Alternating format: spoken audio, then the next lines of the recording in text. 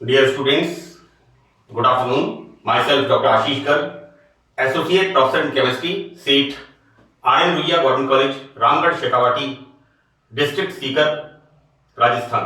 बच्चों, BSc part first में first paper हमने इनऑर्गेनिक केमिस्ट्री स्टार्ट किया हुआ है और इनऑर्गेनिक केमिस्ट्री में हमने यूनिट स्टार्ट की हुई है इनऑर्गेनिक सॉलिड्स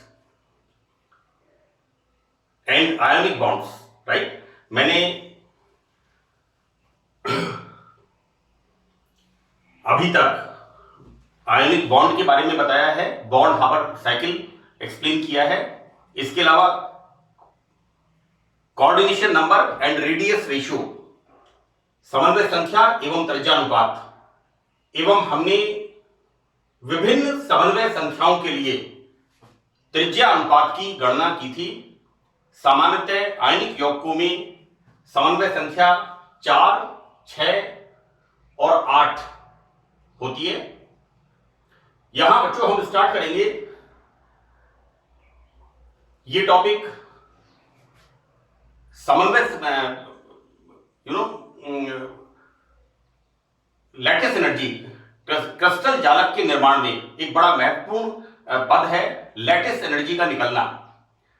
जब धनायन और ऋणायन गैसियस स्टेट में होते हैं और ये स्थिर वैद्युत आकर्षण के फलस्वरूप एक दूसरे के नजदीक आते हैं और एक आयनिक क्रिस्टल का निर्माण करते हैं, तो जो ऊर्जा बाहर निकलती है लैटिस एनर्जी। बच्चों, मैंने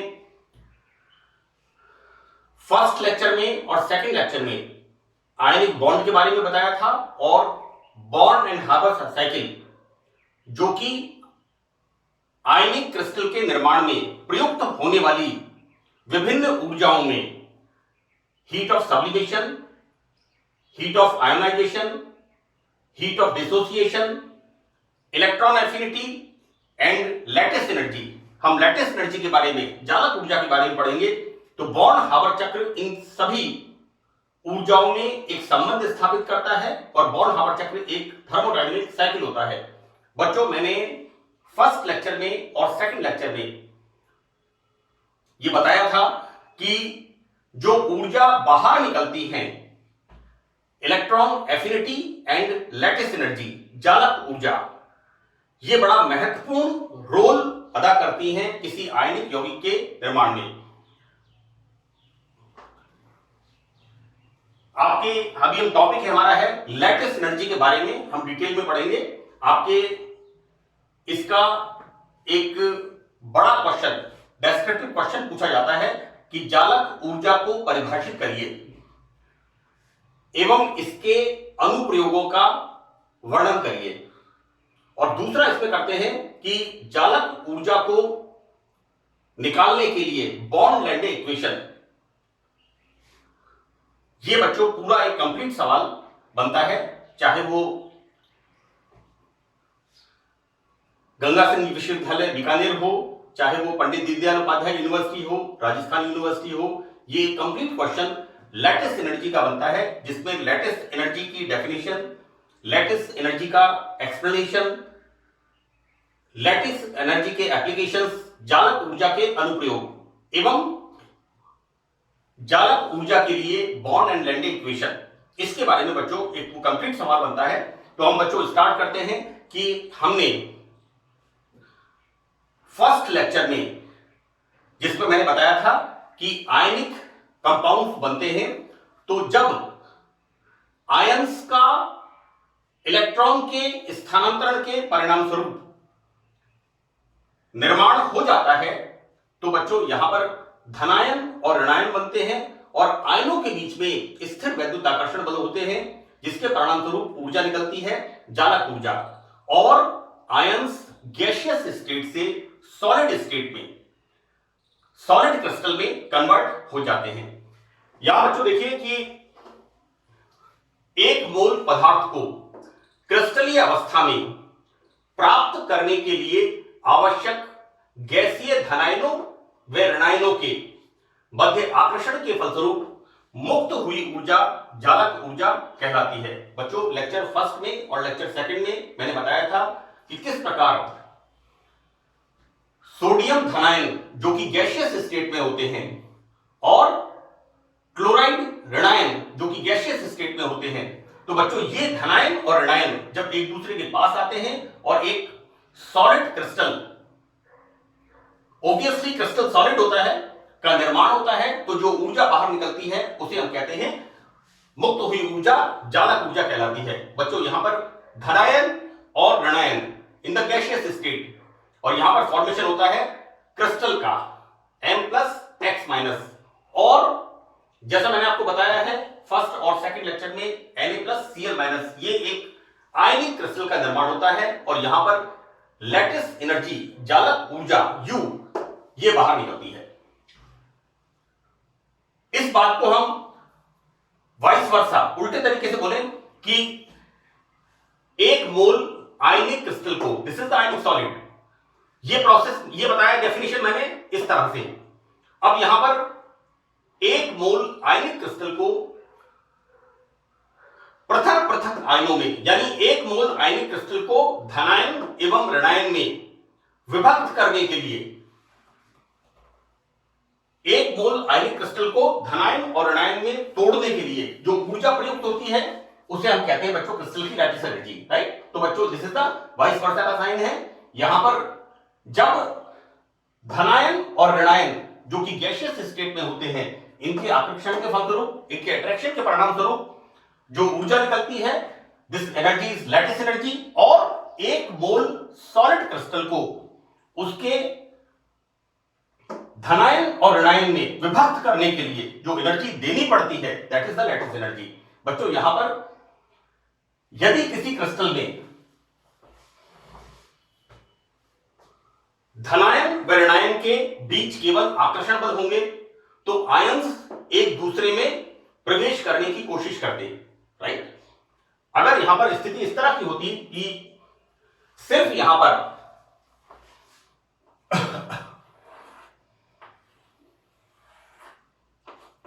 ये धनायन, ये ऋणायन, अगर यहां पर हमें इस बात को समझना है कि आयनिक बॉन्ड की नेचर, हम कैसे इस बात को डिसाइड करते हैं कि जैसे ही इनकी आयंस की रेडियस एक दूसरे के टच करती है तो ये स्थिति आती है। मैं इसे बता रहा हूं बच्चों कि यदि धनायन और ऋणायन के बीच में सिर्फ अट्रैक्शन फोर्सेस होते तो आयंस एक दूसरे में प्रवेश करने की कोशिश करते, लेकिन चूंकि धनायन और ऋणायन की दूरी एक निश्चित होती है बच्चों, जैसे इनकी रेडियस यहां टच करती है, टच करने के बाद अगर ये दिस इज द अट्रैक्शन, ये एनर्जी एकदम बढ़ने लग जाती है। तो इस जगह पर मैंने इस जगह बताया है Na+Cl-, M+X- सॉलिड का निर्माण होता है। तो अगर यहां पर सिर्फ अट्रैक्शन फोर्सेस होते तो ये आयंस एक दूसरे के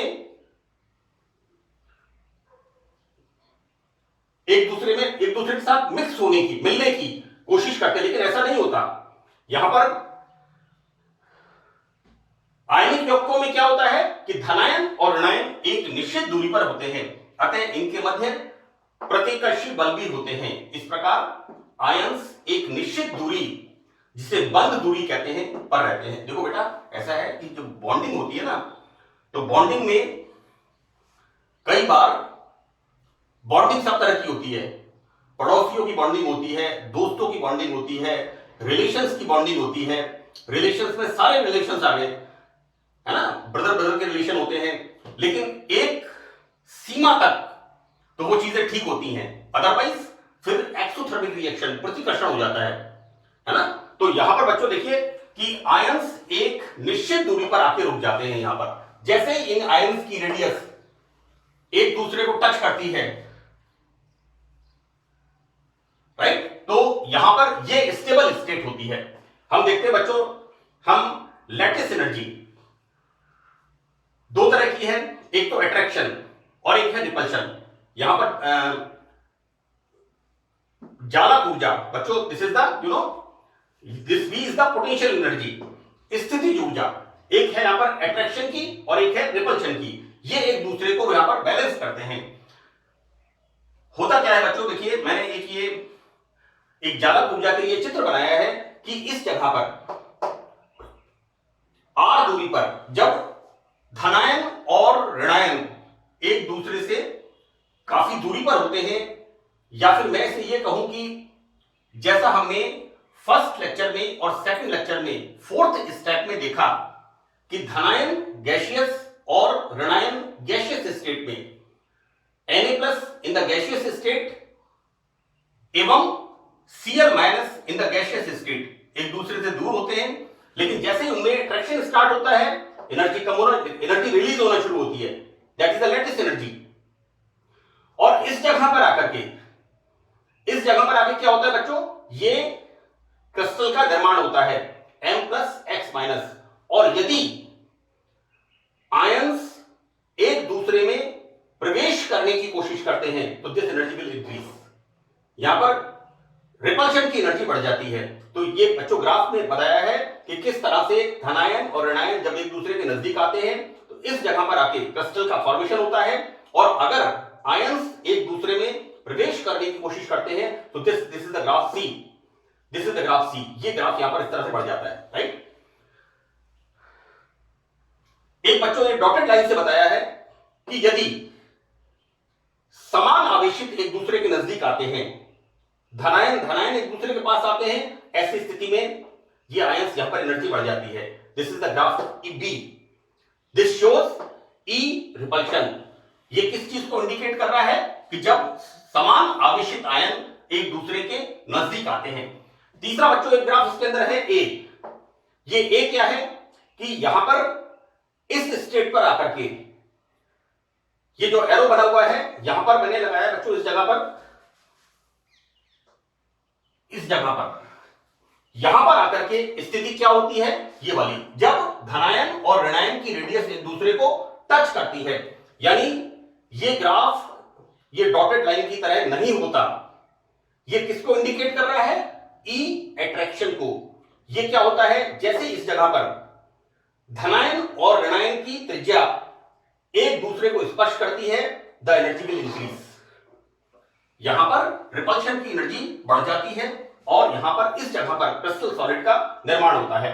तो बच्चों यहां पर दो विपरीत आवेशित आयनों के मध्य आकर्षण अट्रैक्शन फोर्सेस F तथा स्थितिज ऊर्जा E अट्रैक्शन उनके मध्य दूरी R पर निर्भर करते हैं। बच्चों इसका ये अट्रैक्शन फोर्स के लिए फॉर्मूला है F बराबर Z+Z- E²/4πε0R², राइट। यहां पर Z+ और Z- क्या इंडिकेट कर रहे हैं, धनायन और ऋणायन के ऊपर आवेश, right. Now this ε0 is indicating माध्यम का डाइलेक्ट्रिक स्थिरांक, राइट। मैंने डाइलेक्ट्रिक स्थिरांक के बारे में बात की है। नाउ R क्या है बच्चों, यहां पर ये जो R है this is the distance between cation and anion, धनायन एवं ऋणायन के बीच की दूरी। तो these are the coulombic forces, right. हम इसको किस तरह से लिखते हैं, E बराबर, तो this is our formula, right. Now उपरोक्त आरेख में अंतरा आयनी दूरी कम होने के साथ साथ आकर्षण ऊर्जा तेजी से कम होती है। सी, ये इनकी जब दो विपरीत आवेशित आयन एक दूसरे के नजदीक आते हैं तो ये बच्चों देखिए कर्व ए, ये दूरी तेजी से कम होती है। So this is the curve A, right. यह ऋण आवेश ऊर्जा में कमी को प्रदर्शित करता है, परंतु विपरीत आवेशित आयनों के अधिक पास आने से प्रतिकर्षी ऊर्जा में ई रिपल्शन, विपरीत आवेशित आयनों के तेजी से पास आने से प्रतिकर्षी ऊर्जा तेजी से बढ़ती है। बच्चों इस स्टेट में आने के बाद जब धनायन और ऋणायन की त्रिज्या एक दूसरे को स्पर्श करती है, बच्चों इस स्थिति में क्या होता है कि धनायन और ऋणायन जब इनकी त्रिज्या एक दूसरे को स्पर्श करती है तो बच्चों ऐसी स्थिति में इसके इलेक्ट्रॉन्स को अंदर घुसने नहीं देते, प्रवेश करने नहीं देते, और दूसरा इसका न्यूक्लियस इनके अंदर रिपल्शन फोर्सेस, राइट। तो बच्चों यहां पर विपरीत आवेशित आयनों के अधिक पास आने से रिपल्शन एनर्जी ई रिपल्शन तेजी से बढ़ती है और बच्चों यहां पर प्रतिकर्षण ऊर्जा बराबर है BE² / RN। बच्चों यहां पर N is the bond exponent, is the bond, इसका हिंदी आप थोड़ा देख लीजिएगा बुक के अंदर। N is the, this is the bond constant, you know, this is the bond exponent. हम we are studying Born Lande equation to calculate lattice energy, right. Now यहां कुल स्थितिज ऊर्जा को हम निम्न प्रकार दे सकते हैं। तो बच्चों यहां पर this is the attraction force, these are the Coulombic attraction forces, right. अब ये क्या हो गया बच्चों, जैसा मैंने यहां पर दिखा है, प्रतिकर्षण की स्थितिज ऊर्जा BE² / RN। मैंने दोनों के नीचे लिखा है यहां पर इनका टोटल, यहां पर this is the lattice energy minus attraction as well as repulsion. इस स्टेट में आने के बाद जब धनायन और ऋणायन एक दूसरे की त्रिज्या को स्पर्श करते हैं, तो इस स्थिति में जो लैटिस एनर्जी, जो ऊर्जा बाहर निकलती है, ये बच्चों दिस इज द, जैसा मैंने आपको बताया, ये आकर्षण की ऊर्जा है और ये प्रतिकर्षण की ऊर्जा है। तो बच्चों एक आयनिक क्रिस्टल में किसी आयन पर उपस्थित आवेश,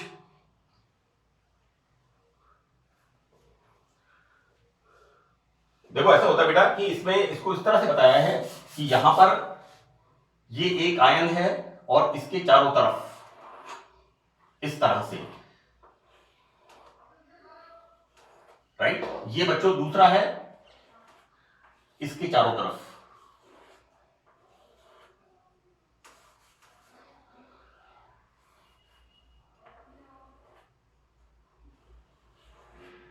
राइट। अब सपोज करिए हम, अब देखिए बेटा मैं आपको ये बताना चाह रहा हूं, दिस इज द कैटायन, ये एनायन है हमारे पास।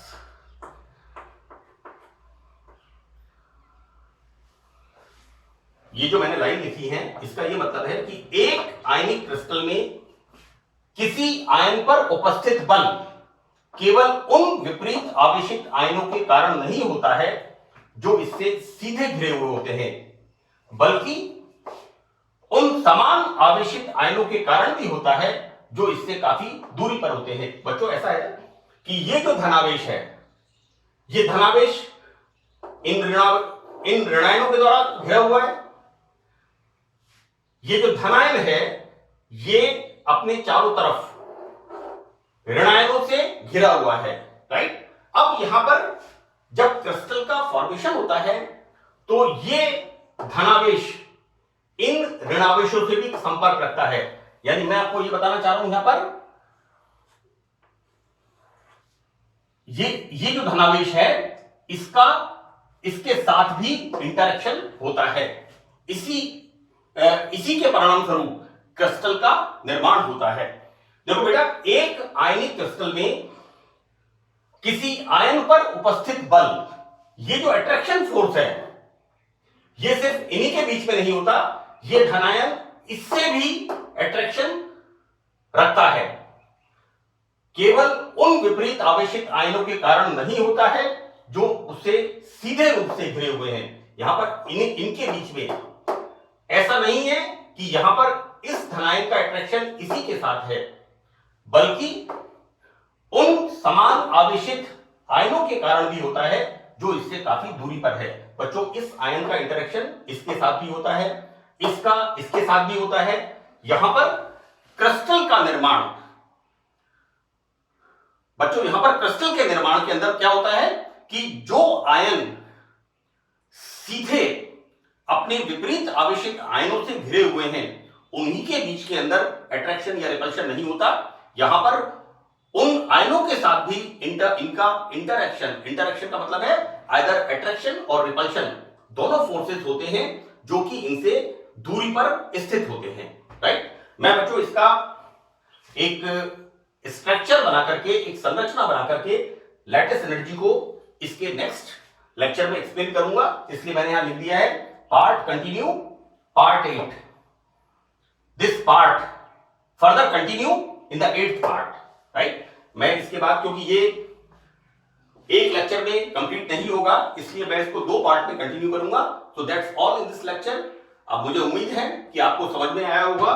यहां पर मैंने आपको बताया ये ग्राफ, ये चित्र इस बात को अच्छी तरह से समझाता है कि किस प्रकार जब आयन्स धनायन और ऋणायन गैसियस स्टेट में होते हैं और एक दूसरे से अधिक दूरी पर होते हैं, लेकिन जैसे ही धनायनों और ऋणायनों के बीच में आकर्षण बल होते हैं, अट्रैक्शन फोर्सेस होते हैं, तो इस स्थिति में आकर के यहां पर क्रिस्टल लैटिस का निर्माण होता है। बच्चों आप लोग ये जो मैंने लैटिस एनर्जी के लिए चित्र बनाया है, इसको आप एग्जाम में बहुत सावधानी से बनाएं, क्योंकि ये चित्र इस पूरे डिस्क्रिप्शन को एक्सप्लेन करता है कि यहां पर किस तरह से अट्रैक्शन फोर्स पहला वाला और किस तरह से रिपल्शन फोर्स प्रतिकर्षण की स्थिति ऊर्जा इसको बताता है। Right, so that's all in this lecture. Thank you.